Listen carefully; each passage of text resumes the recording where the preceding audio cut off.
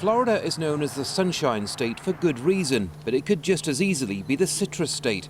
Orange groves are a vital part of the economy, providing thousands of jobs and billions of dollars in revenue. But things are changing. Sales are down substantially. Part of that is a supply issue. You know, Florida's production is down drastically. Seems like only 10 years ago we were harvesting over 200 million boxes of oranges. Now, this year, we'll be lucky to harvest 105 million boxes.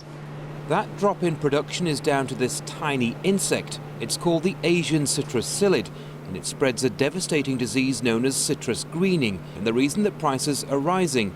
But it's not the only challenge growers are facing. It's better for you anytime you're thirsty. I'll be vitamin C in you. The days when orange juice was on every breakfast table are gone, thanks to rising prices and lifestyle changes. That juicy bag of oranges no longer seems to hold the appeal it used to. When you pick the oranges, they're small and they have that citrus greening disease, and they don't have the good Florida orange juice flavor. But citrus greening remains the single biggest challenge for farmers across the state, despite strong overseas sales worth around $30 million. Resources are now being poured into research, but growing oranges is now an uncertain business.